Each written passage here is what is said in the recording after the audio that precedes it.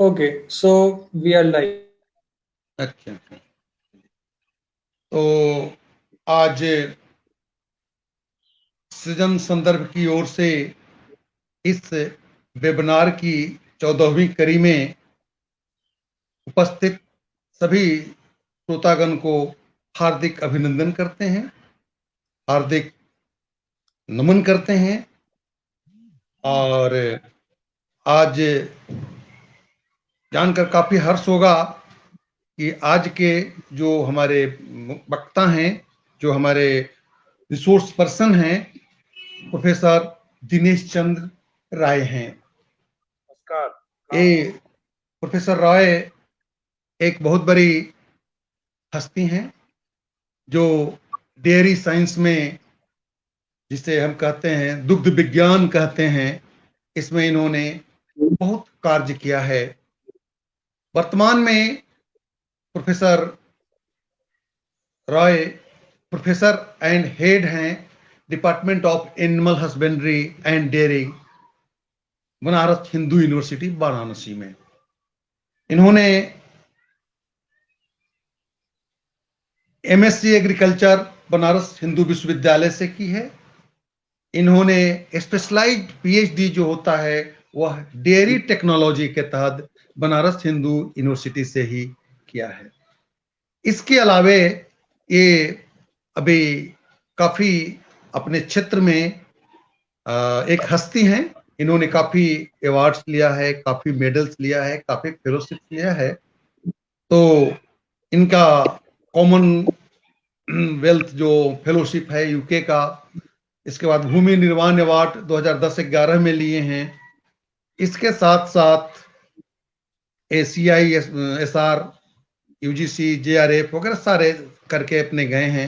ये लगभग 20 वर्षों से ऊपर, 22-23 वर्ष से ये विश्वविद्यालय में पीजी और यूजी विद्यार्थी को अपने टेक्नोलॉजी, डेयरी इंस्टीट्यूट जो है BHU का, उस डिपार्टमेंट में एक प्राध्यापक के रूप में कार्यरत हैं। वर्तमान में चेयरपर्सन वहां पर हैं और डेयरी साइंस टेक्नोलॉजी से संबंधित इनकी इंटरनेशनल जर्नल्स में बहुत सारे आलेख प्रकाशित हैं। मुख्य रूप से 10 इंटरनेशनल जर्नल्स में हैं और नेशनल में लगभग 4 दर्जन, more than 4 dozen article publish in the national journals. इसके साथ साथ ये इंटरनेशनल कॉन्फ्रेंस भी काफी पार्टिसिपेट किए हैं। दर्जनों इंटरनेशनल कॉन्फ्रेंस और नेशनल कॉन्फ्रेंस में गए हैं। इनकी बुक जो है चैप्टर्स बुक्स में बहुत पब्लिश्ड हैं, रेडियो टॉक भी किए हैं। सबसे बड़ी बात है कि डेयरी टेक्नोलॉजी के तहत इन्होंने पीएचडी सुपरवाइजर भी किया है 8 स्टूडेंट्स का, 4 प्रोग्रेस में है और एमएससी थीसिस सुपरविजन वगैरह काफी इन्होंने किया है। इसके साथ साथ कॉन्फ्रेंस भी ऑर्गेनाइज किए हैं, नेशनल और इंटरनेशनल। इसके साथ साथ ये अपने फील्ड में अपनी पेपर को लेकर के लगभग विश्व के 10 देशों में अपना पेपर प्रेजेंट किया है। कॉन्फ्रेंस में इनको इनविटेशन मिला है, कहीं पर विजिटिंग प्रोफेसर्स हैं। जैसे एक कार्नेल यूनिवर्सिटी यूएसए के तहत है, वहां पर ए विजिटिंग प्रोफेसर रहे हैं। साउथ अफ्रीका में जो डरबन में यूनिवर्सिटी के तहत इनका इनविटेशन रहा है और विजिटिंग प्रोफेसर रहे हैं। आयरलैंड में भी फूड कॉन्फ्रेंस अटेंड किए हैं। इसके साथ साथ फ्रांस में, यूनाइटेड किंगडम में, थाईलैंड में, चाइना जो इंटरनेशनल डेयरी कांग्रेस, जो वर्ल्ड डेयरी कांग्रेस संघाई में इन्होंने अपनी पेपर प्रेजेंट किया है और विजिट किया है। ऑस्ट्रेलिया मेलबोर्न यूनिवर्सिटी में भी food and for life conference attend किए हैं। इसके साथ साथ डेनमार्क में भी इंटरनेशनल डेयरी कांग्रेस किए हैं। तो इनकी विद्वता की बखान तो और किया जा सकता है, बहुत सी है। इनका इंटरनेशनल कोलैबोरेशंस है, इंटरनेशनल ट्रेनिंग्स हैं, इसके साथ साथ इनके बहुत सारे पब्लिकेशंस हैं। तो आज इनका जो मूल्य रूप से विषय है वह है स्वामी सहजानंद सरस्वती और भारतीय किसानों में, कृषि में, या किसानों के लिए डेयरी उद्योग के ऊपर ये आपसे चर्चा करेंगे। आप लोगों को मालूम है डेयरी उद्योग कृषि का एक पूरक उद्योग है। और यह फार्म और नॉन फार्म दोनों सेक्टर्स में इसकी गणना की जाती है।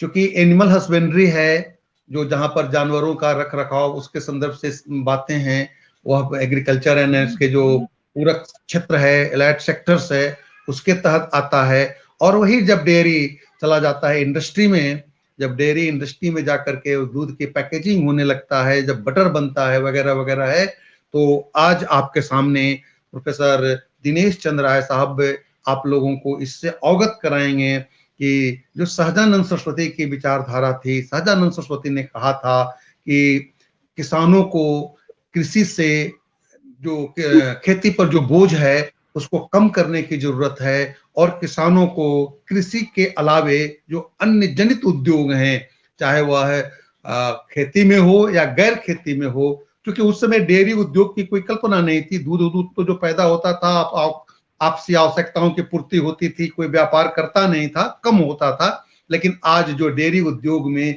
किसानों की बहुत बड़ी संभावनाएं हैं, जिसके बारे में आपको प्रोफेसर दिनेश राय साहब बताएंगे। और इसमें ये लगभग 50 मिनट अपनी बात कहेंगे। इसके बाद फिर आप लोगों का जो प्रश्न होगा मेल बॉक्स में प्रश्न डालेंगे, उन प्रश्न और शंकाएं और सजेशंस जो कुछ पूछना होगा इसके बारे में हम इनसे चर्चा करेंगे, और राय साहब उसका अपना प्रश्न का जवाब देंगे। तो अब हम पुनः इस सृजन संदर्भ की ओर से हम प्रोफेसर दिनेश चंद्र राय साहब का स्वागत करते हैं और अपनी बात को रखेंगे। स्वागत है सर। सबको सादर प्रणाम। मैं सबसे पहले तो सृजन संदर्भ को, इसके आयोजनकर्ताओं को, डॉक्टर दिलीप कुमार जी को अब मैं धन्यवाद दूंगा कि इस कार्यक्रम में आपने हमको आमंत्रित किया और जोड़ने का अवसर दिया। मैं और धन्यवाद दूंगा हमारे गाजीपुर के छोटे भाई हैं सुधीर प्रधान जी का, कि जिनके माध्यम से मैं डॉक्टर दिलीप कुमार जी से जुड़ पाया। ये स्वामी सहजानंद सरस्वती जी के ऊपर जो वेबिनार श्रृंखला है, इसमें मुझसे बहुत बड़े लोगों ने बोला है। डॉक्टर मंगला राय साहब ने बोला है, जिनको हम लोग कह सकते हैं कि एग्रीकल्चर की विकिपीडिया ही है, या एग्रीकल्चर में आज की डेट में मंगला राय साहब भी पितामह है। तो मंगला राय साहब हैं, डॉक्टर दिलीप कुमार साहब हैं। तो ऐसे लोगों ने जिस श्रृंखला में बोला है, उस श्रृंखला में बोलना हमारे लिए बड़े गौरव और सम्मान की बात है। और उन लोगों के सामने बोलना, उन लोगों की कड़ी में बोलना तो और भी सम्मान की बात है। मैं तो आयोजनकर्ताओं को फिर से साधुवाद देता हूँ, क्योंकि हमारे लिए बहुत सम्मान और गौरव की बात है। दूसरा कि स्वामी सहजानंद से जी के विचारों से, उनके कार्यों से जुड़ने का, उनके वेबिनार श्रृंखला में जुड़ना हमारे लिए और गौरव की बात है। आप सब लोग जानते हैं कि स्वामी जी का बहुत बड़ा नाम था, और स्वामी जी का जन्म, चूंकि मैं मूल रूप से गाजीपुर के रेवतीपुर गांव का रहने वाला हूं, और उसी गाजीपुर में देवा गांव में 22 फरवरी 1889 को स्वामी जी का महाशिवरात्रि के दिन जन्म हुआ। तो गाजीपुर की मट्टी का होने के नाते भी हमारे लिए बहुत गौरव की बात है। स्वामी जी के बारे में सब लोग जानते हैं। तो स्वामी जी का जो व्यक्तित्व था बहुत आयामी था, बहुत आयामी था। वह एक इतिहासकार थे, बुद्धिजीवी थे, समाज सुधारक थे, और सबसे बड़ी बात है कि एक बाद में वह बहुत बड़े देश के बड़े स्थापित किसान नेता के रूप में स्थापित हुए। उस स्वामी जी की बड़ी 60-61 साल की आयु में ही उनका निधन हो गया। नहीं तो अगर स्वामी जी जिंदा रहते तो स्वामी जी का देश और दुनिया में बहुत बड़ा नाम होता। लेकिन आज भी वो किसान आंदोलन और किसान नेता के रूप में जितना सम्मान और जितनी ख्याति स्वामी जी ने अर्जित किया है, आज तक किसी ने नहीं किया। और स्वामी जी का एक जो स्वामी जी ने 1909 में जब सन्यास लिया, और सन्यास के बाद उन्होंने अध्यात्म वगैरह की और सब शिक्षाएं ली, उस शिक्षा के दौरान जब स्वामी जी को ये लगा कि जिस देश की आबादी 70, उस समय तो 70 70% से भी ज्यादा थी। तो जिस देश की 70% से ज्यादा आबादी वो कृषि के ऊपर निर्भर हो, उस देश में जब तक किसानों के सम्मान की और किसानों की रक्षा की हम बात नहीं करेंगे, किसानों की हितों की रक्षा की बात नहीं करेंगे, तब तक देश कभी उठ नहीं सकता है। सबसे बड़ी बात है कि जब तक हम अपने देश की तासीर जो है, जो हमारा देश का तासीर है, जब तक उसको समझेंगे नहीं और जब तक उसको परखेंगे नहीं और तासीर के हिसाब से चलेंगे नहीं, तब तक हमारा देश कभी विकास नहीं कर सकता है। ये बात स्वामी जी ने समझ लिया था और उन्होंने 1948 में नहीं 1936 में उन्होंने अखिल भारतीय किसान सभा की स्थापना किया और बहुत कम समय में ये अखिल भारतीय किसान सभा ने पूरे देश में अपनी ख्याति और सम्मान अर्जित कर लिया। स्वामी जी बहुत प्रोग्रेसिव नेचर के आदमी थे, आध्यात्मिक भी थे, भारतीय संस्कृति के पोषक भी थे, लेकिन स्वभाव से बहुत प्रोग्रेसिव थे। और स्वामी जी ने बाद में कांग्रेस को छोड़ दिया, लेकिन सुभाष चंद्र बोस से उनका बहुत लगाव था। उनकी विचारधारा से स्वामी जी बहुत ज्यादा प्रभावित थे। तो जब भी किसान आंदोलन की बात आती है तो स्वामी जी का ये विचार था कि जब तक हम आधुनिक कृषि पे नहीं आएंगे और इंटीग्रेटेड फार्मिंग सिस्टम पे नहीं आएंगे, तब तक हमारे किसानों का और देश की एग्रीकल्चर की, देश की कृषि का विकास संभव नहीं है। क्योंकि स्वामी जी ने देखा कि लोगों के पास जोत छोटी है, तो जोत छोटी है और खेती हमारे नेचर के ऊपर आधारित है। मतलब कभी सूखा, कभी बाढ़ या कभी वो फसलों की बीमारियां। तो उनको लगा कि जब तक ये सिस्टम इंटीग्रेटेड नहीं होगा, जब तक हमारे किसान खेती के साथ पशुपालन भी, बागवानी भी, सब्जी भी, मछली पालन भी, वो सब कुछ नहीं करेंगे, तब तक किसानों का भला नहीं होगा।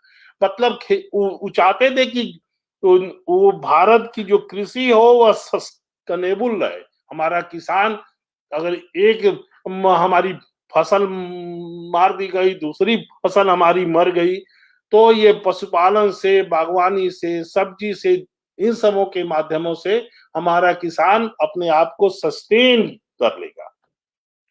तो और उनकी एक और सोच थी कि गांवों की जो एग्रीकल्चर के बाद जो सरप्लस जो आबादी है, ये आबादी जाए इंडस्ट्री में। मतलब मैंने बहुत ही प्रोग्रेसिव सोच के आदमी थे। वो चाहते थे कि देश का औद्योगिक विकास भी हो और देश का जो एग्रीकल्चर है, देश के एग्रीकल्चर का भी थोड़ा माने सिस्टमेटिक और मॉडर्न माने खेती हमारे देश में अपनाई जाए।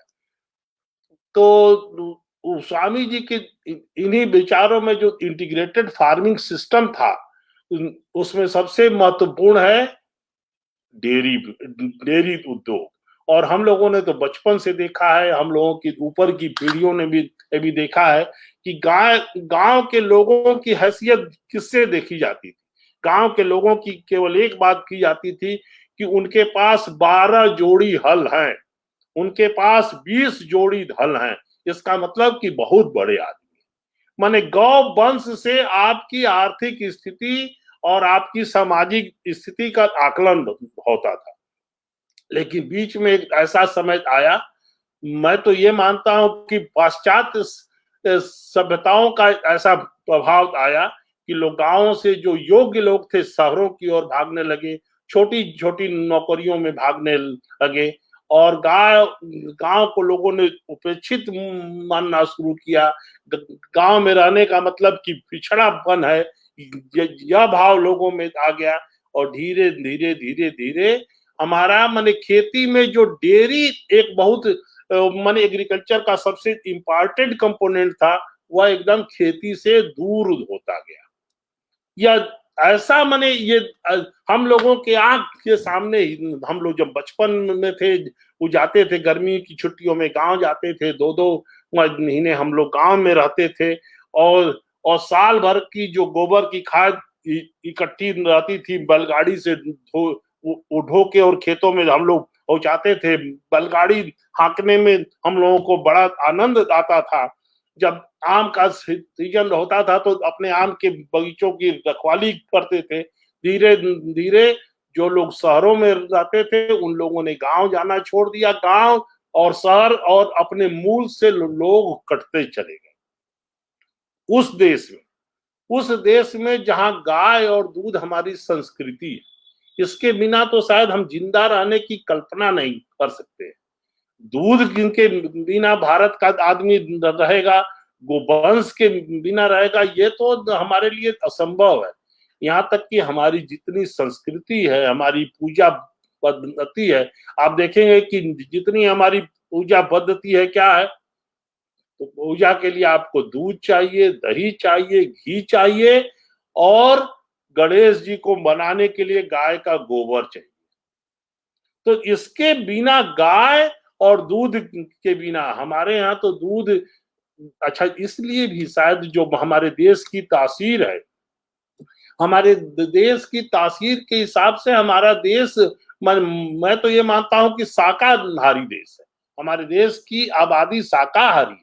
जो लोग मांसाहारी भी हैं उनको हम मांसाहारी मानते ही नहीं है, क्योंकि मांसाहारी का मतलब कि सुबह के नाश्ते में आपका नॉनवेज आइटम हो, दोपहर के लंच में हो, रात के डिनर में हो। हमारे यहाँ जो मांसाहारी हैं हफ्ते में एक बार, 15 दिन में एक बार, 20 दिन में एक बार शायद खाते हैं, और वो भी मांस कैसे खाते हैं, मसाले और तेल के जोर पे खाते हैं। तो हमारा देश की तासीर शाकाहारी है। जिस देश के बहुसंख्यक लोग शाकाहारी हों तो एनिमल प्रोटीन का केवल एक ही सोर्स है और वह है दूध। तो दूध और गाय हमारी संस्कृति का हिस्सा है। हमारे लिए यह बहुत सम्मान की बात है कि ऑपरेशन फ्लड प्रोग्राम हमारे देश में शुरू हुआ 1970 में, और 1998 में मिल्क प्रोडक्शन में हम दुनिया में नंबर 1 आ गए। इसके लिए हम वर्गीस कुरियन साहब को याद करेंगे, तो हम जिसको कहते हैं कि फादर ऑफ व्हाइट रिवॉल्यूशन, उनको याद करेंगे, उनको धन्यवाद भी देंगे। लेकिन इसी में हर चीज के साथ हर चीज की एक लक्ष्मण रेखा है। ऑपरेशन फ्लड प्रोग्राम हमने शुरू किया, मिल्क प्रोडक्शन हमारा बढ़ गया, हम दुनिया में नंबर 1 हो गए, 98 में नंबर 1 आए, अमेरिका को पछाड़ के आए, और उसके बाद से नंबर 1 है। हमसे गलती कहाँ हो गई? इस नंबर 1 की होड़ में अपने देश की कामधेनु को मैंने खो दिया। हमारे ही पास वो कामधेनु थी। हमने क्या किया, ये ऑपरेशन फ्लड प्रोग्राम क्या था कि ये हुआ कि हमारे देश की गायें दूध बहुत कम देती हैं, तो क्या किया जाए, विदेशी साड़ों के सीमेन से हमारी गायों का इंसेमिनेशन कराया जाए तो दूध बढ़ जाएगा। दूध बढ़ भी गया, लेकिन लक्ष्मण रेखा हमने कहा तोड़ दी कि जो हमारी प्योर इंडियन ब्रीड थी उसमें भी हमने आर्टिफिशियल इंसेमिनेशन विदेशी नस्ल के साड़ों के सीमन से करा दिया। और आज की एक ऐसा समय आ गया कि जब नीदरलैंड ने भारत से कहा कि अब ऐसा समय आ गया है कि आपकी इंडियन ब्रीड की गायों का जन्म प्लाज हम आपको देंगे, आपके पास अब बचा ही नहीं।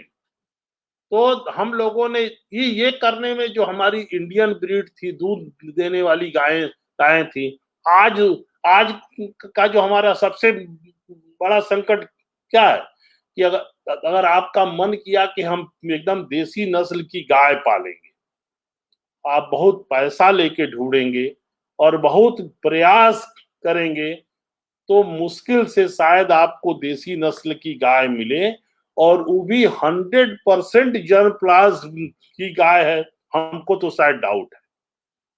तो ये हम लोगों ने खो दिया। मैंने हर प्रोग्राम की एक लक्ष्मण रेखा है। लक्ष्मण रेखा को जो हमारे आईएएस लोग बैठे हैं, जो नीति नियामक जो बैठे हैं, इन लोगों ने इसका ध्यान नहीं रखा। और हमने अपनी भारतीय नस्ल को खो दिया। अब जब से हमारी ये मोदी सरकार आई तो एक नई बात शुरू हुई है कि नहीं साहब, अब ऐसा करेंगे कि इंडियन ब्रीड का जो भारतीय नस्ल की हमारी गाय है उनका संवर्धन करेंगे। मैंने बार बार कहा है और हर फोरम पे कहा है कि संवर्धन कैसे करेंगे।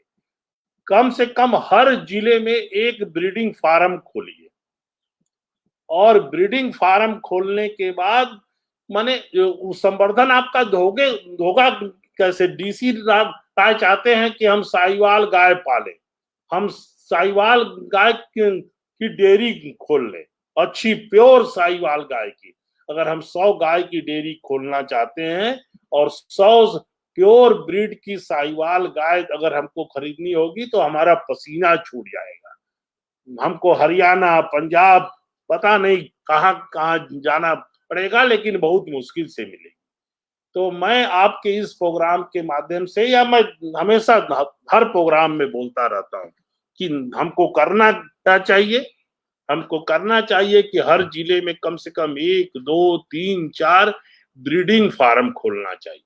ब्रीडिंग फार्म खोल की जो आपकी अच्छी देसी नस्ल है उनका संवर्धन करिए, उनका विकास करिए। जब तक ये नहीं करेंगे तब तक अच्छा। अब लोगों को ये भी जानकारी हो गई है कि हमारी जो इंडियन ब्रीड है उनका दूध A2 दूध है। A2 दूध का मतलब कि जिसमें औषधीय गुण ज्यादा है। तो अब लोग चाहते हैं कि इंडियन ब्रीड के गाय का दूध हमको मिले, लेकिन इंडियन ब्रीड हमारे पास बची नहीं है। आपके इस कार्यक्रम के माध्यम से मैं भारत सरकार से नीति नियामकों से बार बार आग्रह यही करूंगा कि डेयरी ब्रीडिंग फार्म खोलिए, हर जिले में खोलिए, कम से कम 1 खोलिए, कम से कम 2 खोलिए, कम से कम 3 खोलिए, लेकिन खोलिए। अब मैं आता हूं एग्रीकल्चर में डेयरी का इंटीग्रेशन आप कैसे करें। अपनी बात मैं शुरू करता हूं। हम लोगों ने बीएचयू में 1 हेक्टेयर का मतलब 4 बीघा, वो 4 बीघे में हम लोगों ने एक इंटीग्रेटेड फार्मिंग सिस्टम का मॉडल बनाया है और उस मॉडल से हम लोग करीब 4.25 लाख या 4.5 लाख रुपया इनकम करके बीएचयू को देते हैं। माने वह भी तब जबकि बीएचयू में जो लेबर है, लेबर की सैलरी करीब 16-17 हजार रुपया पर मंथ है। तो लेबर का कास्ट बीएचयू में ज्यादा है। इसलिए कि हम लोगों ने उस 4 एकड़ में 1 हेक्टेयर में क्या किया है कि डेयरी भी शुरू किया है, हम लोगों ने पोल्ट्री भी शुरू किया है। और सबसे खुशी की बात है, हम आपसे बतावें कि उस 4.5 लाख की इनकम में 1,80,000 या 2 लाख के आसपास डेयरी से आमदनी है। तो इसलिए मैं कहता हूं कि हमारा देश की जो माने संस्कृति है, जो तासीर है, वह केवल खेती नहीं है, वह इंटीग्रेटेड फार्मिंग सिस्टम है। और जो हम दुनिया में दूध मिल्क प्रोडक्शन में नंबर 1 है, वो क्या है। हमारे पास ऐसे मिल्क प्रोड्यूसर हैं जिनके पास 1 गाय है, 2 गाय है, 3 गाय है, 4 गाय है या मैक्सिमम 5 गाय है। तो हमारे पास छोटे छोटे प्रोड्यूसर है। इंटीग्रेटेड फार्मिंग सिस्टम जब करेंगे तो हमारा किसान वो सस्टेनेबल हो जाएगा, हमारी एग्रीकल्चर वो सस्टेनेबल हो जाएगी। और मैं इसी के माध्यम से आपको एक मॉडल देता हूं। दूध के बारे में हम आपको बताएं, दूध क्या है, हमारे देश की संस्कृति में दूध का भाव क्या है, दूध का स्थान क्या है। दूध का स्थान है कि दूध एक अमृत है। हमारी संस्कृति यही कहती है कि दूध एक अमृत है। हमारे देश की तासीर क्या कहती है कि एनिमल प्रोटीन का सबसे बेस्ट सोर्स क्या है, दूध है। तो दूध को अमृत का दर्जा है। अब अपने घर की बात करिए, मनोवैज्ञानिक बात मैं करता हूं। हमारे घर में दूध आएगा तो सबसे पहले दूध पे किसका हक होगा, हमारे घर का जो सबसे छोटा न्यूली बॉर्न होगा। जो नवजात शिशु होगा सबसे पहले उसको दूध दिया जाएगा। हमारा भाव क्या है? हमारा भाव यही है हर माँ बाप का कि हम तो चाहे जो खा रहे हैं, जहर माहुर जो खा रहे हैं, लेकिन हमारी संतति में, हमारी न्यूली बार के मुंह में अगर कुछ जाए तो केवल और केवल अमृत जाए। तो अब हमारे देश की जो जनता है वह चाहती है कि जो हमको प्योर मिल्क मिले, प्योर मिल्क, अमृत, वह दूध के रूप में अमृत चाहता है। तो मैं एक मॉडल आपके इस प्रोग्राम के तहत एक लोगों को मॉडल देता हूं, अपने किसान भाइयों को, अपने किसानों को एक मॉडल देता हूं कि ये जो बाल्टे वाले हैं, इन लोगों ने डेयरी के बिजनेस में इतनी बेईमानी कर दिया है, इतनी बेईमानी किया है कि ये बेईमानों का बिजनेस हो गया है। मतलब जो रॉ मिल्क, जो खुला दूध आपको ये ग्वाला दे रहा है, ये 100% प्योर है, मुझको तो विश्वास नहीं है। अगर आपको विश्वास है तो आप ये समझिए कि आप धोखे में, क्योंकि ये ग्वाले क्या करते हैं, आप इनसे जब भी कहिए कि साहब आप पानी वाला दूध दे रहे हैं, मिलावटी दूध दे रहे हैं, तो ये आपको इमोशनली कहते हैं कि साहब देखिए हम आपसे झूठ नहीं बोलते हैं, वो तो पानी तो हम मिलाते हैं, लेकिन आपको जो दूध देते हैं एकदम प्योर देते हैं, बिना पानी वाला देते हैं। तो आपके आंख पे एक पट्टी बन जाती है। लेकिन ये ग्वाले जो हैं, नदी, नाला, पोखरा, तालाब, हैंड पाइप, किसी का भी गंदा पानी दूध में मिला देते हैं। हम आपको एक मॉडल ये दे रहे हैं कि आप अपने गांव में जहां भी आप रहते हैं, अपने जैसे माइंड सेट के अच्छे लोगों का एक ग्रुप बनाइए। कम से कम 15 लोगों का ग्रुप बनाइए या मैक्सिमम 30 लोगों का ग्रुप बनाइए। वो सारे लोग 1 से 5 गाय रखिए और सब लोगों को ट्रेनिंग दीजिए कि हाइजीन मेंटेन करें। अपने यहाँ जहां भी गाय पालते हैं वहां स्वच्छता का ध्यान रखें, डेयरी फार्म की प्रॉपर सफाई करें, बर्तन की प्रॉपर सफाई करें। हाइजीन मेंटेन करेंगे तो दूध में बैक्टीरिया लोड कम होगा, दूध में बैक्टीरिया कम होगा, तो दूध का स्वाद और दूध की सुगंध दोनों बहुत अच्छी होगी और दूध आपका लंबे समय तक, क्योंकि दूध में बैक्टीरिया कम होंगे तो दूध की कीपिंग क्वालिटी बढ़ जाएगी, दूध आपका जल्दी फटेगा नहीं। अब अपना दूध इतना इथिकल ईमानदारी रखिए कि अपने बाल्टी वगैरह की बढ़िया से सफाई वफाई करिए, इतना माने नैतिकता रखिए कि एक बूंद भी दूध में पानी ना मिलाइए। हम तो ये कहेंगे कि बाल्टी भी खंगाल के दूध में ना मिलाइए और अपने दूध को लेके आइए। आपके मेंबर्स में से जो 15 लोगों का ग्रुप है, जिसका दरवाजा मेन रोड पर हो या मेन रोड के नजदीक हो, उस जगह पर कलेक्शन सेंटर बनाइए, सारे लोग अपना दूध लेके आइए और उस दूध को आप ही में से एक आदमी मार्केट में या शहर में या जिले में, अगर आपका गांव जिले के हेड क्वार्टर के पास हो तो जिले में लेके जाइए और उस दूध को बेचिए। मैं आपको गारंटी दे सकता हूं कि पूरे देश की जनता क्वालिटी मिल्क खोज रही है, क्वालिटी प्योर मिल्क, ऐसा मिल्क जिसको हाइजीन के स्वच्छता के साथ पैदा किया गया हो। आप जिस प्राइस पर बेचना चाहेंगे आपका दूध उस प्राइस पर बिकेगा, ये हमारी आपकी गारंटी है। तो बीएचयू डेयरी फार्म में हमारा गाय का दूध 45 रुपया लीटर बिकता है और किसी भी प्रोफेसर को 1 लीटर से ज्यादा मिलता नहीं। और जिसको हम बीएचयू में अपना दूध, जिसको हमारी डेयरी का मिलता है, हेलो हेलो, हमारी आवाज आ रही है? हमारी आवाज आ रही है? हाँ, आ रही है। अच्छा। तो 1 लीटर से ज्यादा हम किसी को दूध देते नहीं है, लेकिन लोगों का भरोसा है कि बीएचयू डेयरी फार्म का दूध है, वो प्योर मिल्क है।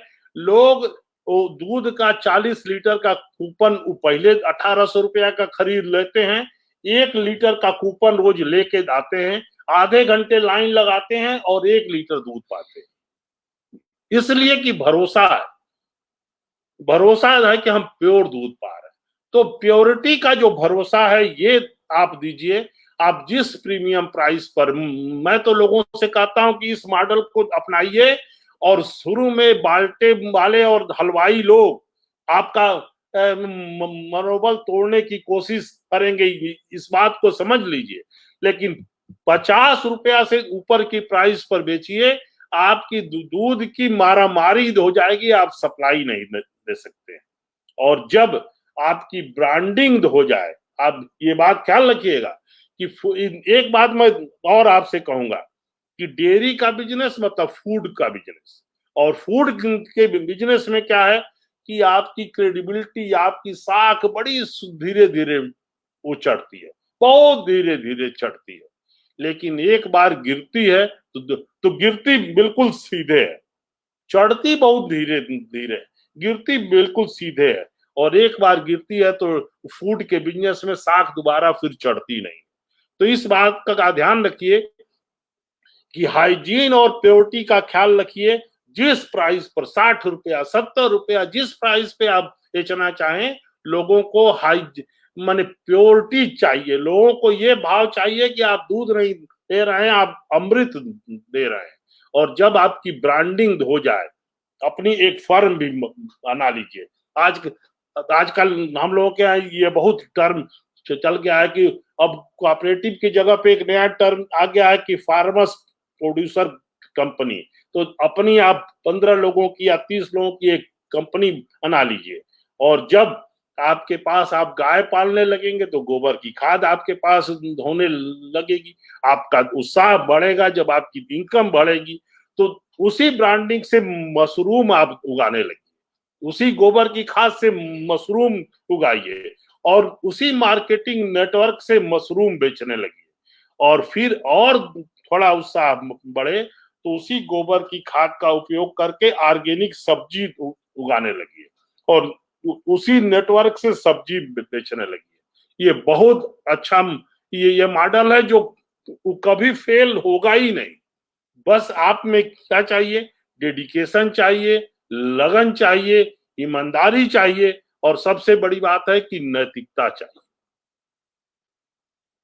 अगर आपका काम और बढ़ जाए तो आपने जहां पे आपका मिल्क का कलेक्शन सेंटर है, वहीं आपसे बता दें कि आजकल 25-30 हजार रुपया में मिल्क टेस्टिंग की मशीन भी आती है, जो लाइन न रहे गांव में तो बैटरी से भी चलती है।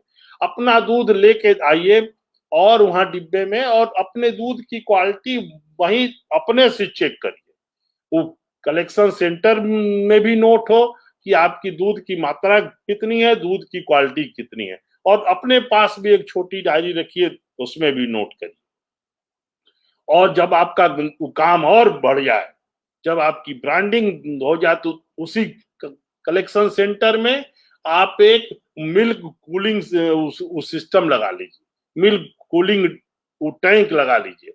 500 लीटर का या 1000 लीटर का, क्योंकि मिल्क के केस में आप जानिए कि मिल्क एक ऐसा फूड है जिसकी क्वालिटी समय के साथ बहुत तेजी से उसमें एसिडिटी बढ़ती है, माइक्रोबियल एक्शन होता है, उसकी क्वालिटी खराब होती है। तो दूध आपके प्रोडक्शन के पॉइंट से कंज्यूमर के पास 3 से 4 घंटे में पहुंच जाना चाहिए। अगर इसमें डिले है तो आपका जो चिलिंग टैंक है, जिसका टेम्परेचर 4 डिग्री सेंटीग्रेड होता है, उसमें दूध आपका स्टोर रहेगा और दूध की क्वालिटी आपकी बनी रहेगी। हम तो आप लोगों से पूछते हैं कि जिन लोगों को घर में ये बाल्टे वाले 11 बजे और 12 बजे और 1 बजे दूध लेके आते हैं, आपने एक बार भी सोचा है कि 12 सुबह का दूध 6 घंटा 7 घंटा उस देश में जहां गर्मी बहुत पड़ती है वो कैसे रुका हुआ है? या आपने ग्वाले से कभी ये पूछा है कि भाई उस शाम वाला दूध आप क्या करते हैं? ये ग्वाले लोग शाम वाले दूध में फार्मलिन डाल देते हैं, 2-4 बूंद फार्मलिन डाल दिए, ये फार्मलिन एक ऐसा प्रिजर्वेटिव है जो फूड इंडस्ट्री में बैन है, लेकिन ये ग्वाले शाम वाले दूध में फार्मलिन डाल देते हैं और सुबह वाले दूध में उसको मिला के, उसी में पानी मिला के, गड्ढे का पानी, हैंडपाइप का पानी, सारा पानी मिला के जहर आपको ले आके दे देते हैं। लेकिन हमारे देश का जनमानस ऐसा है, जिस देश की संस्कृति में दूध है, माने दूध और गाय के बिना तो हम रहने की कल्पना नहीं कर सकते हैं। उस देश के लोगों को जब हम लोग बोलते हैं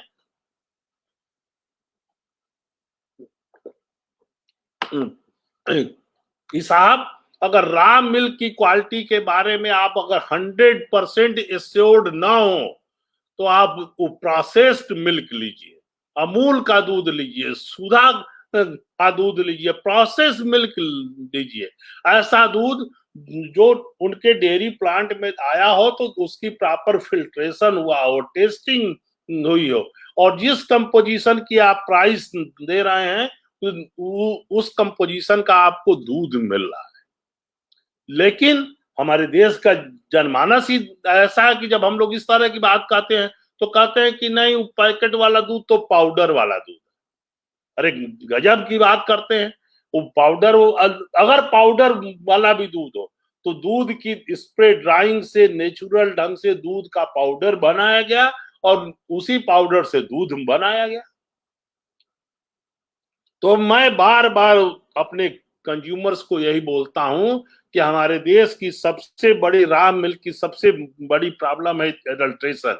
अगर दूध रॉ मिल्क मतलब खुला दूध जो आपको वेंडर ले आके देता है, अगर उसकी क्वालिटी के बारे में अगर आपको एकदम 100%, 99 नहीं, 100% आपकी आश्वासन ना हो तो आप पैकेट का प्रोसेस मिल्क और पैक्ड मिल्क खरीदिए, जिसकी कंपोजिशन की गारंटी है, जिसकी क्वांटिटी की गारंटी है।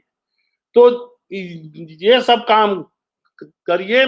ये डेयरी का धंधा समझिए कि बहुत अच्छा धंधा है, और खास करके हमारे देश में। तो देखिए ऑपरेशन फ्लड प्रोग्राम की एक मैंने डिमेरिट बताई कि हमारे इस प्रोग्राम से जो आर्टिफिशियल ब्रीडिंग हम लोगों ने कराया विदेशी साढ़ों के सीमेंट से, हमारी देसी नस्ल स्वाहा हो गई। लेकिन दूसरा अच्छाई क्या हुआ, दूध में देश में मिल्क प्रोडक्शन बढ़ गया। देश में डेयरी प्रोसेसिंग की वो टेक्नोलॉजी हमारे पास बहुत स्ट्रांग हो गई। अब हमारे पास माने इसकी दुनिया की जो मिल्क प्रोसेसिंग की या डेयरी इंडस्ट्री की जो बेस्ट वो टेक्नोलॉजी है वो हमारे पास है। हम आपसे बता दें कि आज की डेट में अमूल दुनिया का सबसे बड़ा कोऑपरेटिव मूवमेंट है पूरी दुनिया का। और लोग ये कहते हैं, मैं गुजरात अक्सर जाता हूं और जो अमूल के जो मेंबर्स हैं, जो प्रोड्यूसर्स हैं, उन लोगों का ये कहना है कि साहब 25 सालों से ऐसा नहीं हुआ कि हमको पेमेंट अमूल ने एक दिन भी डिले किया हो। ये क्रेडिबिलिटी है, ये आपकी साख है, अपनी साख को बना के रखिए। हमारे यहाँ तो यूपी में जो पराग है उसकी तो साख और क्रेडिबिलिटी एकदम ध्वस्त है। बल्कि मैं तो कहूंगा कि जो बिहार का सुधा ब्रांड है उसकी क्रेडिबिलिटी बहुत अच्छी है, वो बहुत अच्छा काम कर रहे हैं। यहाँ तक कि सुधा वालों की प्रेजेंस अब दिल्ली में हो गई है। तो हमारे देश में डेयरी इंडस्ट्री और मिल्क प्रोडक्शन वो 5 से 6% पर ईयर के हिसाब से तेजी से बढ़ रहा है। एक बात और बता दें, आज 188 मिलियन टन हमारा दूध का प्रोडक्शन है। पूरी दुनिया का करीब 18-19% और पूरी एशिया का करीब 57 से 58% दूध हम पैदा करते हैं। दूसरी बात हम आपसे बता दें कि डेयरी की सबसे दुनिया की बेस्ट जो टेक्नोलॉजी है वो हमारे पास है। दुनिया का सबसे मोस्ट मॉडर्न डेयरी का प्लांट अमूल के पास है। तो हमारे पास नॉलेज है, वो टेक्निकल स्किल है, सबसे ज्यादा दूध है और सबसे सस्ता दूध है। हमारा दूध हमारे देश में चूंकि लेबर सस्ता है और हमारे देश में जो फीड है एनिमल फीड वो भी सस्ता है, तो हमारा दूध दुनिया के 70% देशों के दूध से सस्ता है। एक और बात हम आपको बता दें कि हमारे देश की भौगोलिक स्थिति ऐसी है कि हमारे अगल बगल के मैक्सिमम देश में दूध की कमी है, तो हम अपना दूध उनको एक्सपोर्ट कर सकते हैं। लेकिन तब जब ये जो एडल्ट्रेशन की समस्या है, जो मिलावट की समस्या है, इस समस्या से हम अपने आप को रोक लें। एक और बात हम आपसे कह दें कि हमारा जो टोटल मिल्क प्रोडक्शन है उसका 50% से ज्यादा दूध हमारा बफेलो मिल्क है, भैंस का दूध है, और भैंस का दूध पूरी दुनिया में केवल हमारे ही पास है। हमारे बाद वो पाकिस्तान के पास है और बांग्लादेश के पास है, तो पूरी दुनिया का बफेलो मिल्क हमारे पास है।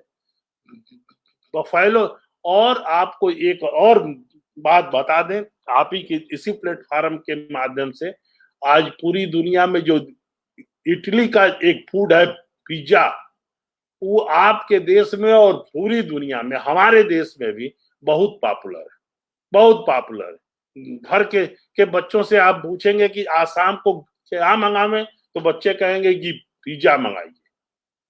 और पिज्जा का जो बेस मटेरियल है क्या है? Mozzarella cheese. और आपको मैं ये बता दूं कि मोजरेला चीज भैंस के दूध से ही सबसे हाईएस्ट क्वालिटी का बनता है। तो हमारी सरकार को चाहिए, हम आप को चाहिए कि हम अपने भैंस के दूध से मोजरेला चीज बना के पूरी दुनिया को एक्सपोर्ट करें। ये हमको करना चाहिए। इसके लिए हमारे देश को सपोर्ट करना चाहिए। अब देखिए, डेयरी के इंडस्ट्री में एक और समस्या थी। एक और समस्या थी कि लोग कहते थे कि अब खेती तो होने लगी ट्रैक्टर से और मशीनों से, तो गाय से जो बछड़े पैदा होते हैं उनका क्या करें? तो इसका भी समाधान आ गया।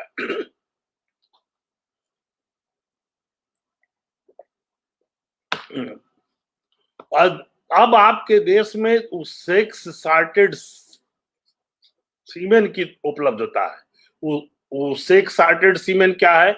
ऐसा सीमेन जिससे आप आर्टिफिशियल इंसेमिनेशन करेंगे तो 95 से एबव बछिया ही पैदा होने की संभावना है। तो जो एक बहुत बड़ी समस्या थी कि अब बछड़े जो हमारे पैदा होंगे उनका हम क्या करें, तो अब उसका भी समाधान है।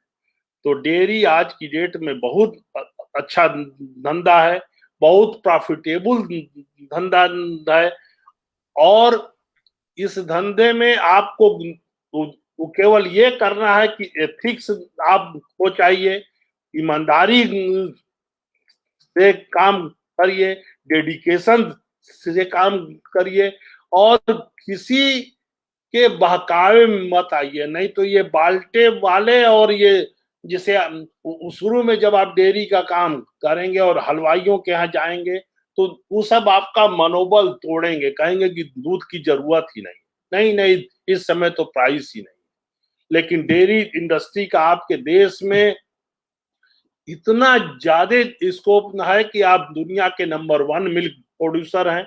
आपके देश में दूध के लिए दीवानगी है, लोगों को दूध चाहिए ही चाहिए, बल्कि विदेशों में ऐसी दीवानगी नहीं है। विदेशों में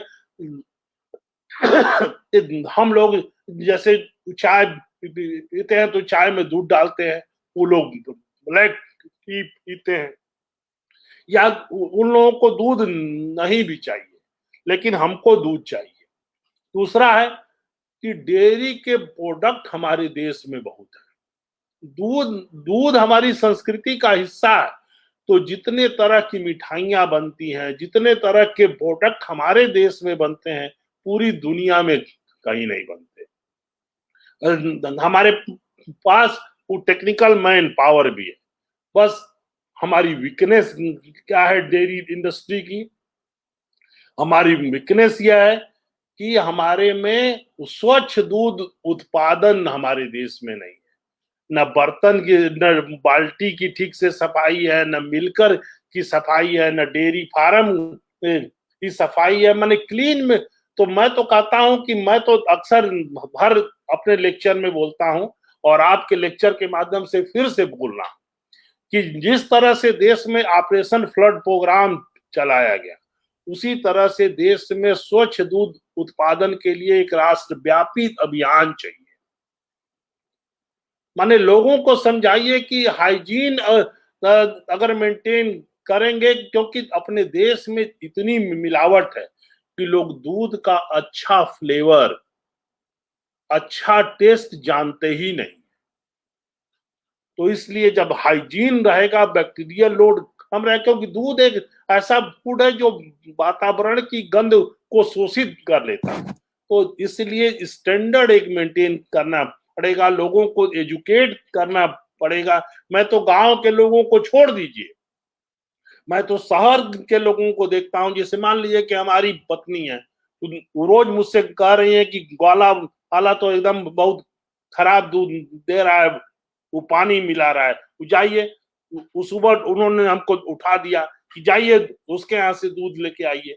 जब मैं ग्वाले के यहाँ जाता हूँ, उसके डेयरी में मार गंदगी है, गोबर, मूत्र, मक्खियां वगैरह, उन्हें बाल्टी धो रहा है, लेकिन हमको इससे कोई मतलब नहीं। हमको इसी बात का संतोष है कि बिना पानी मिलाए हमको दूध दे रहा है। तो मैं तो कहूंगा कि पढ़े लिखे लोगों को एजुकेट करने की ज्यादा जरूरत है, और उन लोगों को ये समझाने की जरूरत है जिन लोगों के घर में दूध 12 बजे 1 बजे जाता है, उनको ये बताने की जरूरत है कि दूध की हमारे देश का जो टेम्परेचर है उसमें कीपिंग क्वालिटी केवल 3, 4, 5 घंटे ही है। उसके बाद दूध आ रहा है तो समझिए कि ग्वाले ने कुछ न कुछ ऐसा बैंड प्रिजर्वेटिव आपके दूध में डाल दिया है जो आपके स्वास्थ्य के लिए बहुत नुकसानदायक। आप ग्वाले के हम वो डब्बा लेके जाते हैं, वो आपके सामने ही गाय को इंजेक्शन लगाता है, लेकिन एक बार भी आप नहीं बोलते हैं कि भैया ये क्या कर रहे हैं। तो एक लोगों के को एजुकेट करने की जरूरत है। हमारे देश में इस इंडस्ट्री के लिए अपॉर्चुनिटी बहुत है, क्योंकि देश में भी मार्केट है और हमारे देश की ऐसी भौगोलिक स्थिति है कि अगल बगल के सारे देशों में दूध की कमी है, वैल्यू एडिशन है। अब हम लोगों का भी जो रिसर्च है वह यही है कि हम ऐसा डेयरी प्रोडक्ट निकालें वो जिसमें फंक्शनल प्रॉपर्टी हम ऐड कर दें। जैसे फंक्शनल प्रॉपर्टी का मतलब कि हम ऐसी मिठाई बना दें जिसमें शुगर की मात्रा घटा दें, हम ऐसी मिठाई बना दें जिसमें फैट की मात्रा घटा दें, और उस मिठाई में या डेयरी प्रोडक्ट में कुछ ना कुछ मेडिसिनल प्रॉपर्टी या फंक्शनल प्रॉपर्टी को ऐड कर लें। तो इस इंडस्ट्री में एक्सपोर्ट की बड़ी संभावना है। बस इस इंडस्ट्री को सबसे बड़े खतरे ये बाल्टे वाले हैं, जिन्होंने इसको बदनाम कर दिया है। इसको एक तरह से कहिए कि दूषित कर दिया है एडल्ट्रेशन से और अनइथिकल अपने आचरण से। तो बस इस इंडस्ट्री में जब भी आइए तो पढ़े लिखे लोग आइए और इथिक्स के साथ काम करिए। अभी जैसे मैं बताऊं कि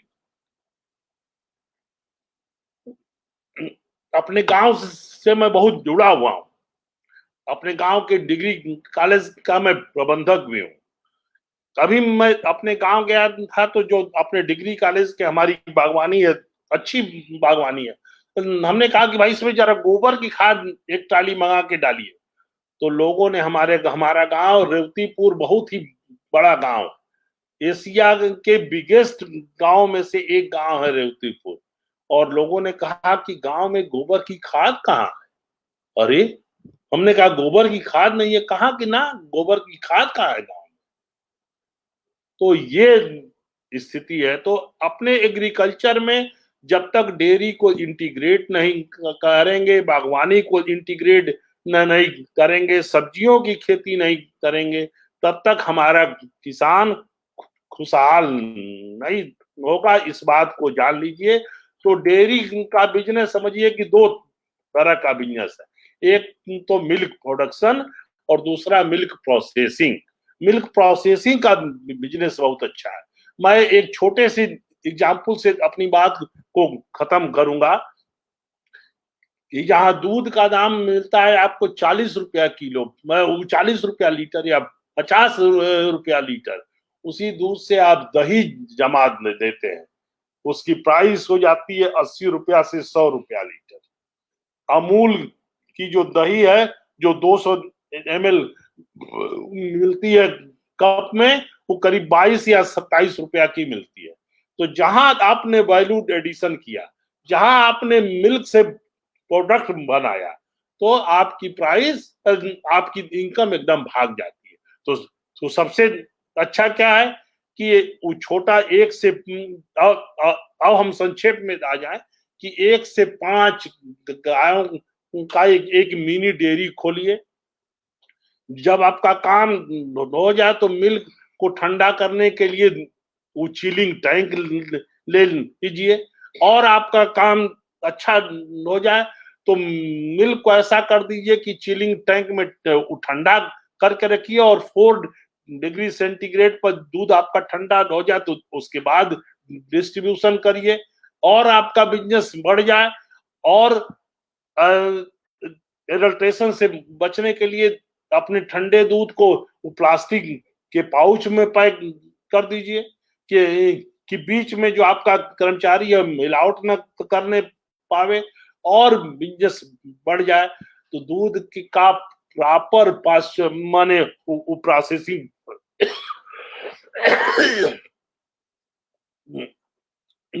दूध का एकदम कंप्लीट प्रोसेसिंग करिए। मतलब वो दूध की क्वालिटी देखिए, उसका फिल्ट्रेशन करिए, दूध को ठंडा करिए, दूध का पास्चुराइजेशन करिए, दूध को दोबारा ठंडा करिए, दूध की पैकिंग करिए और मार्केट में बेचिए। तो और जो 1000 लीटर का ये मॉडल है, ये बहुत ही अच्छा मॉडल है। इसकी पूरी की पूरी लागत 1000 लीटर पर डे वाले के मॉडल की कीमत है 15 लाख रुपया के आसपास। तो आप प्रोसेसिंग में चले जाइए, प्रोडक्ट मैन्युफैक्चरिंग में चले जाइए, या केवल डेयरी फार्म खोलिए। या डेयरी फार्म खोलने की जगह पर हम आपसे ये कहेंगे कि डेयरी फार्म कम ब्रीडिंग फार्म खोलिए। तो ब्रीडिंग फार्म आप जब खोलेंगे और प्योर इंडियन ब्रीड का सेक्स सॉर्टेड सीमन यूज करेंगे, तो आपके पास गाय आप पैदा करते जाएंगे। हर 2 साल 2.5 साल में आपकी बछिया गाय के रूप में विकसित हो जाएगी, और 70,000 से 1 लाख रुपया आपको उसकी प्राइस मिलेगी। तो ये डेयरी इंडस्ट्री बहुत अच्छी है। बिना डेयरी के इंटीग्रेटेड फार्मिंग सिस्टम संभव नहीं है, और जब तक इंटीग्रेटेड फार्मिंग सिस्टम आप नहीं अपनाएंगे, भारत का किसान वो कभी भी सेल्फ सस्टेनेबल नहीं हो पाएगा। इन्हीं बातों के साथ हम आयोजक लोगों को बहुत बहुत धन्यवाद देते हैं। इस कोविड-19 के पीरियड में सब लोग सुरक्षित रहिए, सेफ रहिए, और जो लोग इस लड़ाई में डॉक्टर, पुलिस, आर्मी, हॉस्पिटल के लोग हम लोगों की सेवा कर रहे हैं, आप सब लोगों का अभिनंदन, आपका वंदन। बहुत बहुत धन्यवाद प्रोफेसर राय साहब। आपने स्वामी सहजानंद की और उनकी कृषि व्यवस्था में डेयरी उद्योग के बारे में बहुत गहन जानकारी दी, जिससे हमारे श्रोतागण जो वेबिनार में उपस्थित हैं वो लोग लाभान्वित भी होंगे। इसके साथ साथ आपने गोवंश का, जो हमारे गौ की जो ऐतिहासिक पृष्ठभूमि थी, उसकी चर्चा करते हुए आप गाड़ी, बैलगाड़ी से लेकर ट्रैक्टर तक की भी बातें की। नस्ल सुधार और वैल्यू एडिशन की बात आपने ज्यादा बताई।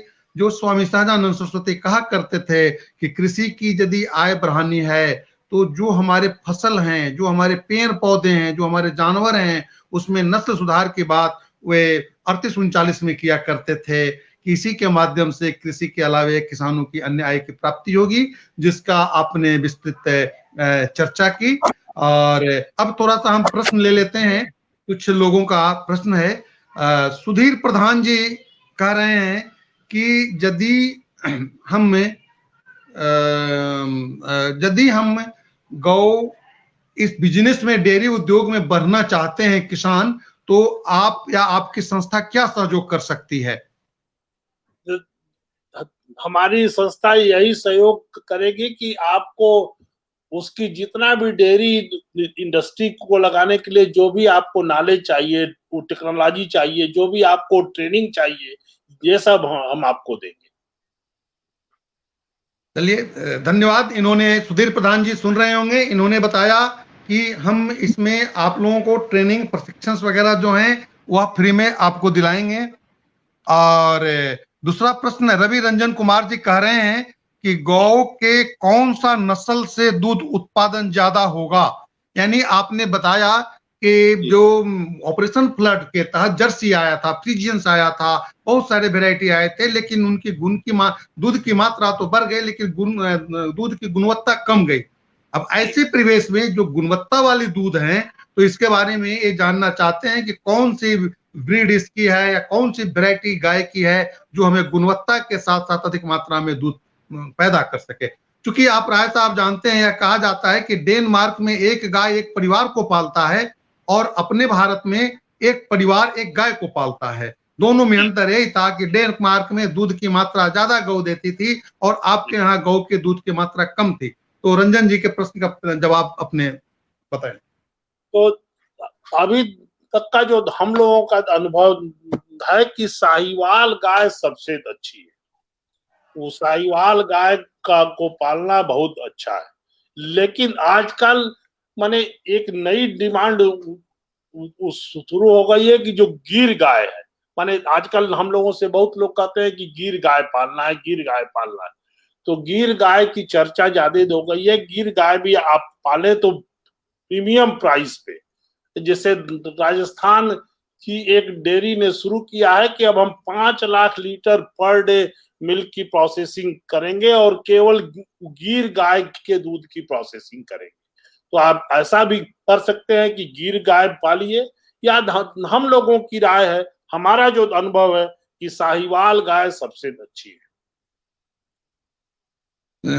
धन्यवाद। अभी हम और लोगों का प्रश्न है जिसकी चर्चा करते हुए आगे बढ़ाएंगे।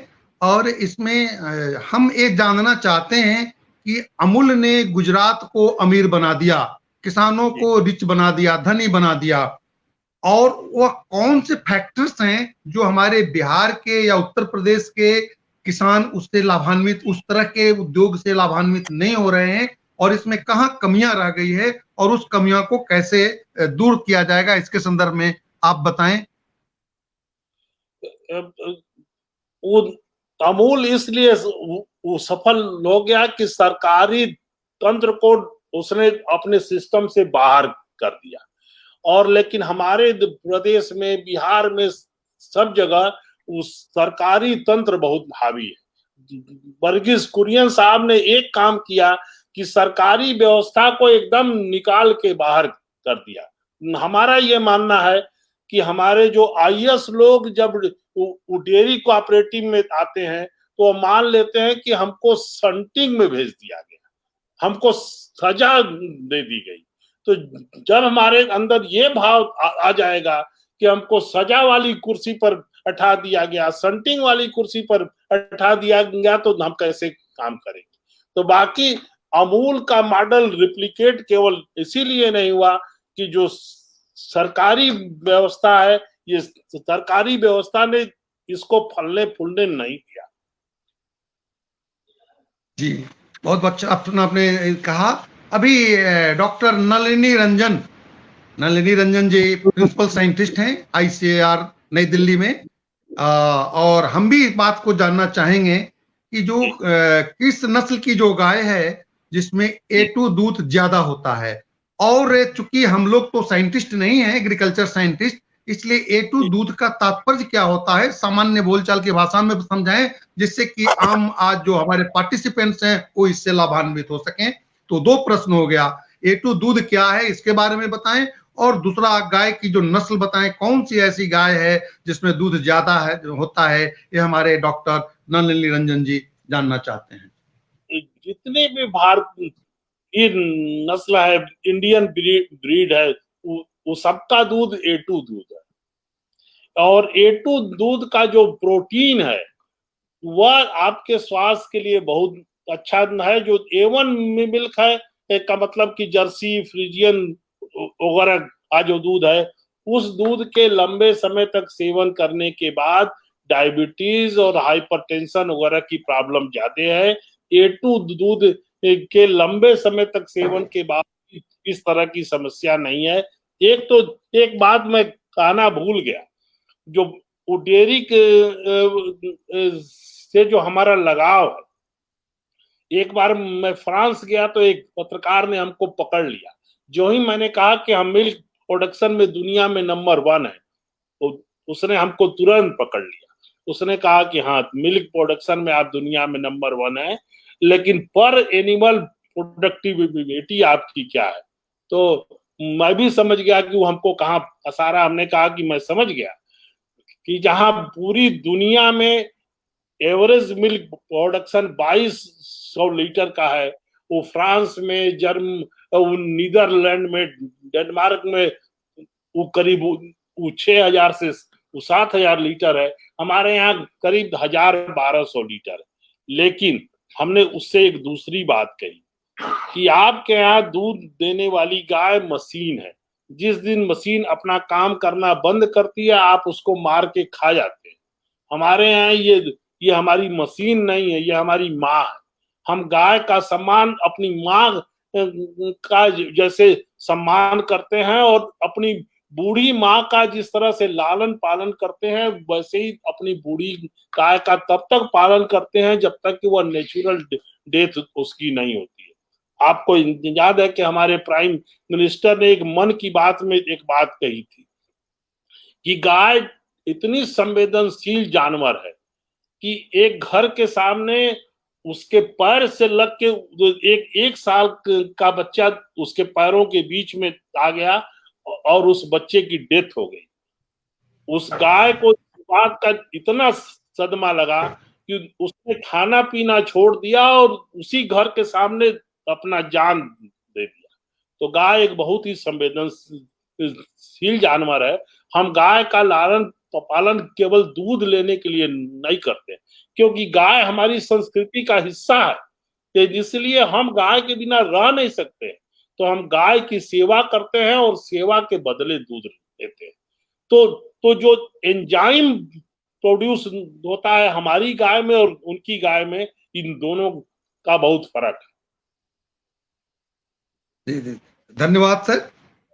एक प्रश्न मन में आ रहा है कि हमारे यहाँ देश में जो A2 दूध जो है वो ज्यादा उपयोगी है, लेकिन हमारे यहाँ per capita availability of milk and per capita consumption of milk, क्या दोनों डिमांड सप्लाई बराबर है या कोई गैप है? हमारे यहाँ आपको मैं बड़ी प्रसन्नता की बात आपसे कहूं कि हमारे देश की पर कैपिटा मिल्क की अवेलेबिलिटी अब माने बहुत ज्यादा है।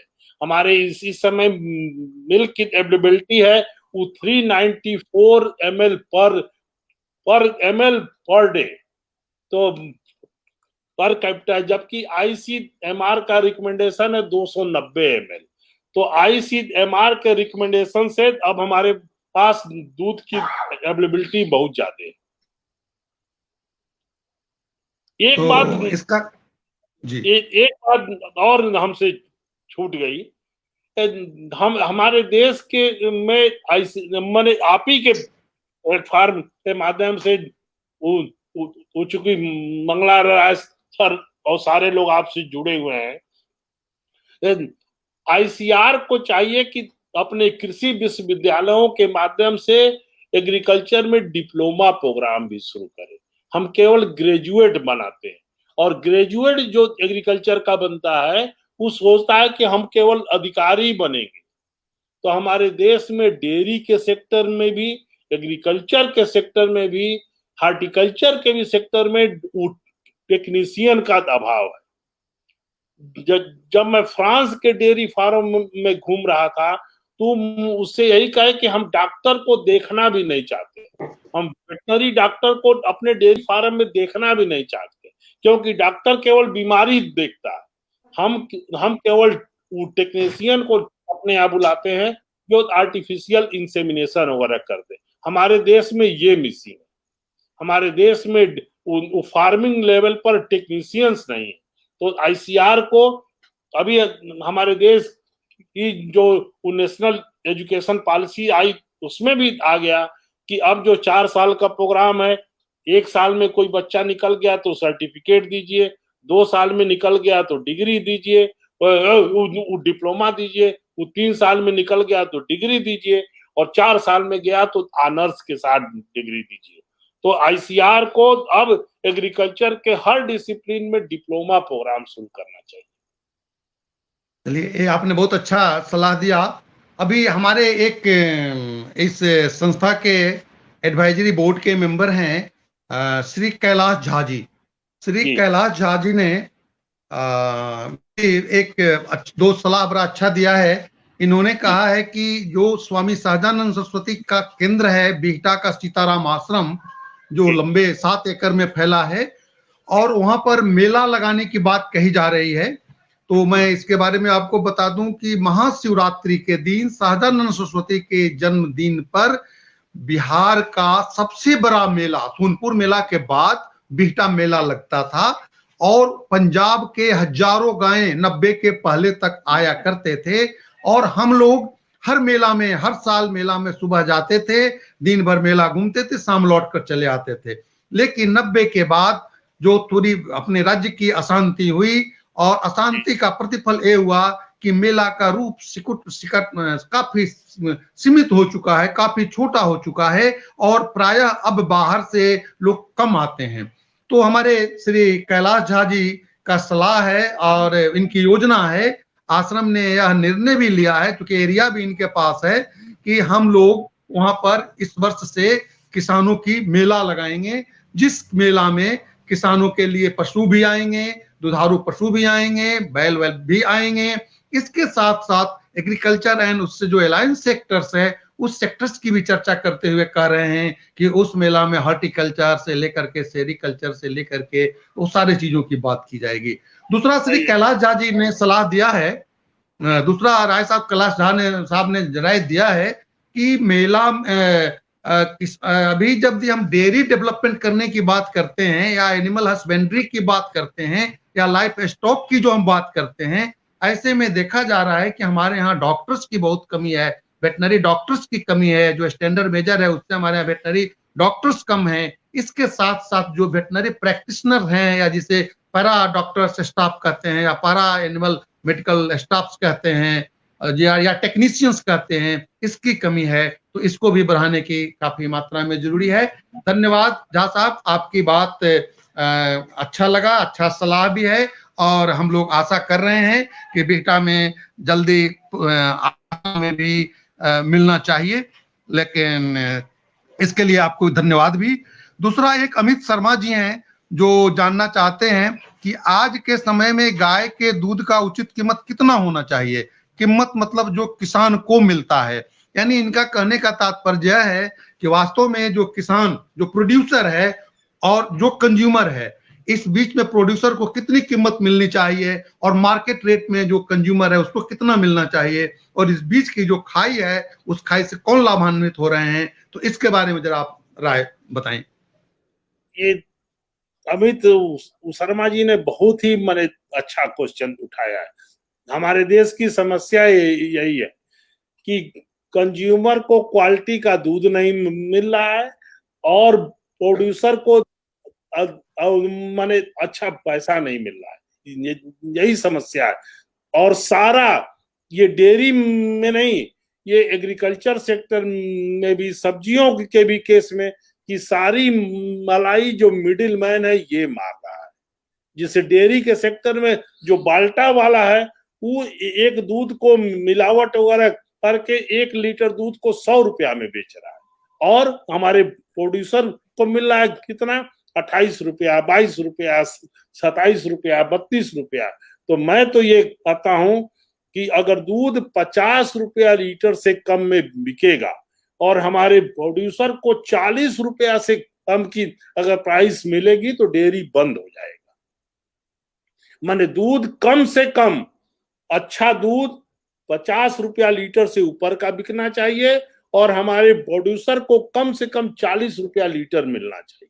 और बीच का जो ये मिडिल मैन है, इन्हीं को अब लाठी डंडे से मार के भगाने की जरूरत है। इसीलिए मैंने आपको एक मॉडल दिया कि माने प्रोड्यूसर लोग आपस में मिलके एक माने सोसाइटी बनाने, ग्रुप बनाने, और अपना दूध लेके सीधे जाएं कंज्यूमर के पास। चलिए, बहुत बहुत धन्यवाद। आपने राय साहब प्रश्नों का आपने तार्किक तरीके से उत्तर दिया। तो अब हम एक कहना चाहेंगे कि आज का जो डिस्कशन हुआ, इस डिस्कशन में मुख्य बातें आई कि किसानों को यदि अपने अतिरिक्त आय की जरूरत है कृषि कार्य के अलावे, तो डेयरी उद्योग एक इसकी वैकल्पिक अच्छी व्यवस्था बन सकती है। और डेयरी उद्योग कृषि उद्योग का पूरक शुरू से रहा है। ठीक है, आज हम यंत्रीकरण की बात करते हैं, मैकेनाइजेशन इन एग्रीकल्चर की बात करते हैं, ऐसे परिवेश में भी डेयरी उद्योग की बात काफी प्रासंगिक है। चूंकि एक प्रश्न उठता है कि यदि हम खेती में मशीनीकरण का प्रयोग करते हैं, ऐसे परिवेश में जो बैल पैदा होंगे तो कहाँ जाएंगे और उसका क्या होगा। इसका एक बड़ा अच्छा जवाब राय साहब ने आप लोगों को बताया कि हमारे पास टेक्नोलॉजी इस तरह की आ गई है कि हम बैल पैदा ही नहीं होने देंगे, बछड़ा पैदा होने ही नहीं देंगे, बछड़ी पैदा किया जाएगा। यह हमारे तकनीकी की विशेषता है, जिसका लाभान्वित उठा सकते हैं। इसके बाद इन्होंने नस्ल सुधार की बात कही कि हम अब जर्सी और फ्रीजियंस के साथ साथ हम उसको कम करके A2 दूध की उत्पादक करें, यानी देसी गाय की हम उत्पादन करें, जिससे हमारी लाइफ स्टॉक की मात्रा भी बढ़ेगी, दूध की गुणवत्ता भी बढ़ेगी। और उसके लिए नस्ल सुधार पर इन्होंने बल दिया कि नस्ल सुधार के माध्यम से हम अच्छी गुणवत्ता की दूध देने वाली देसी गाय की उपलब्धि करा सकते हैं। इसके साथ साथ राय साहब ने आपको सलाह दिया किसानों को जो कृषि कार्य से संबंधित हैं, यदि वह डेयरी उद्योग रखते हैं, डेयरी का सिस्टम रखते हैं, जानवर पालते हैं, पशु दुधारू गाय रखते हैं, तो यदि वे ग्रुप में बनकर के काम करते हैं, मिल्क कोऑपरेटिव बनाकर काम करते हैं, हालांकि बहुत राज्यों में चल रहा है, मेरे गांव में भी चल रहा है, लेकिन वहां दुर्भाग्य है कि जो किसान उसका रिप्रेजेंटेटिव्स होते हैं वो खा जाते हैं, परिणाम स्वरूप 2 साल 4 साल 5 साल में वो बंद होने लग जाता है। तो ईमानदारी से डेडिकेशन के साथ यदि दूध का उत्पादन किया जाए और यदि अधिक उत्पादन होता है तो उसमें वैल्यू एडिशन दिया जाए, और वैल्यू एडिशन के बाद उसकी दूध की गुणवत्ता तो होगी ही, साथ साथ कृषि की आय में काफी वृद्धि होगी। जैसा कि उन्होंने उदाहरण से बताया कि दूध 40 रुपए किलो बिकता है, लेकिन वही आप यदि दही लेते हैं, लेबलिंग करते हैं, अच्छी पैकेजिंग करते हैं, अच्छा उसमें संवर्धन गायों के नस्ल का करते हैं, तो उसकी कीमत 2 गुना से 2.5 गुना भी लिया जा सकता है। तो इसके साथ साथ हम अभी सभी श्रोतागण को धन्यवाद देना चाहेंगे। विशेष रूप से हमारे कैलाश झा जी हैं, सुधीर प्रधान जी हैं, इसके साथ साथ हमारे औदेश्वर प्रसाद सिंह जी भी गाय की जो दूध की गुणवत्ता पर बल दिया। इन्होंने कहा कि दूध की गुणवत्ता में वृद्धि होनी चाहिए, और यदि गुणवत्ता होगी तो कीमत कोई समस्या नहीं रहता है। तो औदेश्वर प्रसाद सिंह जी को भी बहुत बहुत धन्यवाद देंगे। हमारे नलिनी रंजन जी, डॉक्टर नलिनी रंजन जी ने बड़ा अच्छा प्रश्न पूछा। इसके साथ साथ रंजन जी और हमारे अंजनी कुमार जी के साथ बहुत सारे मित्र थे और हैं। तो सभी लोगों को जो इस वेबिनार में उपस्थित हुए हैं और इसका लाभ लिए हैं, ले रहे हैं, उन सबको बहुत बहुत तहे दिल से इस सृजन संदर्भ के ओर से धन्यवाद देता हूं। और आपके प्रोफेसर डीसी राय साहब ने आप लोगों को बताया कि यदि इस डेयरी उद्योग में आप कार्य करना चाहते हैं तो तकनीकी समस्याएं नहीं आएंगी। निःशुल्क प्रशिक्षण देने के लिए आपको कह रहे हैं, और साथ साथ आउट ऑफ वे भी यदि सृजन संदर्भ के नाम पर जाएंगे तो आउट ऑफ वे भी यदि कुछ हेल्प करने की जरूरत पड़ेगी तो ये आपको देंगे। तो इनको भी बहुत बहुत धन्यवाद। इसके साथ साथ हमारे सृजन संदर्भ के जो संयोजक हैं श्री वेंकटेश शर्मा जी, किसी कारणवश उपस्थित नहीं हो पाए हैं निजी व्यस्तता के कारण, तो उनको भी हम इस समाज की ओर से हम धन्यवाद देंगे, क्योंकि वो कहीं होंगे तो सुन रहे होंगे, नहीं तो जो इस इनिशिएटिव्स लिया है। इसके साथ साथ रोहित शर्मा जो हमारे तकनीकी सहयोग देते हैं, जो कि अभी हमारे युवा साथी हैं और अपनी कीमती समय को लगा करके हमारे तकनीकी सलाहकार सहायता भी देते हैं और ऑपरेट भी करते हैं, पर्दे के पीछे सारे कार्यों का निष्पादन करते हैं, तो भी बहुत बहुत धन्यवाद के पात्र हैं। इसी के साथ साथ हम सभी इस वेबिनार में उपस्थित, चाहे वो श्रोतागण हो, चाहे वो वक्ता हो, तो सृजन संदर्भ के टीम की ओर से इसके जो आपके केपी शर्मा जी हैं एडवाइजरी बोर्ड में, हमारे डॉक्टर सिंह साहब हैं जो रूबन हॉस्पिटल के मालिक हैं, जो सीताराम आश्रम के भी कर्ता धर्ता हैं, जनरल सेक्रेटरी हैं, तो पूरे सृजन संदर्भ की ओर से आप सबको पुनः पुनः बधाई और धन्यवाद कि आप लोगों ने अपना कीमती समय निकाल करके इतनी ज्ञानवर्धक बातें जो प्रोफेसर डीसी राय साहब ने आप लोगों के सामने रखा है, तो आप लोगों ने सुना, बहुत बहुत धन्यवाद। अगला जो 15 तारीख को होगी उसमें professor Shakti Kumar Jawaharlal Nehru university department of centre for economics and planning के प्रोफेसर हेड एंड चेयरपर्सन हैं, उनकी सहजानंद सरस्वती और उनका जो सोशल जस्टिस के संदर्भ में उनकी चर्चा की जाएगी। तो हम अगले संडे को भी 5 बजे से हम लोग उपस्थित होंगे और यह 14वां वेबिनार की श्रृंखला है। हम लोग की योजना है कि इसे हम 1 साल तो जरूर ही चलाएं और चलाने के बाद फिर हम लोग बिहटा आश्रम में एक 3 दिवसीय विचार गोष्ठी करेंगे, जिसमें जितने हमारे वक्ता हैं उन वक्ताओं को बुलाएंगे, सबको रूबरू कराएंगे, वहां हम लोग 3 दिन गुफ्तगू करेंगे और आश्रम में आश्रम की जीवन जिएंगे। क्योंकि हमें लगता है कि प्रायः वक्ता हमारे किसान परिवार से ही प्रायः हैं, जिनको हमें नहीं लगता है कि यदि कमरे में सामान्य रूप से भी रहना पड़े तो रहा जाएगा। और कुछ विदेशी भी हमारे स्पीकर्स होने जा रहे हैं जो यूनिवर्सिटी ऑफ वर्जीनिया से बोलेंगे, कुछ लोग यूएस में हैं, कुछ लोग यूके से हैं, तो उन लोगों को भी उनकी व्यवस्था की जाएगी। और अंततः हम लोगों की यह योजना है कि जितने वेबिनार में पेपर लोग पढ़ रहे हैं, जो अपनी बात कह रहे हैं, जो टेक्नोलॉजी या आइडिया दे रहे हैं, शेयर कर रहे हैं, इसको लिपिबद्ध करके दें और लिपिबद्ध करने का प्रयास करें। परिणाम स्वरूप हम इसकी 1 वॉल्यूम, 2 वॉल्यूम, 3 वॉल्यूम, 4 वॉल्यूम जितना हो सहजानंद सीरीज पर, जो भिन्न भिन्न क्षेत्र से भिन्न भिन्न तरह के वक्ताओं का आ रहा है, चाहे वह टेक्नोक्रेट हो, चाहे वह ब्यूरोक्रेट्स हो, चाहे वह प्रोफेसर्स हो या एग्रीकल्चर साइंटिस्ट हो, जो अपने तरीके से अपने क्षेत्र के या सामाजिक कार्यकर्ता हो, अपनी बात रखे हैं, उन सभी बातों को लिपिबद्ध करके पुस्तकों का सृजन किया जाएगा, संपादित किया जाएगा। अतः पुनः इस सृजन संदर्भ के परिवार की ओर से आप सभी को बहुत बहुत धन्यवाद। इसी के साथ आज की वेबिनार की गोष्ठी समाप्त होती है। धन्यवाद। नमस्कार।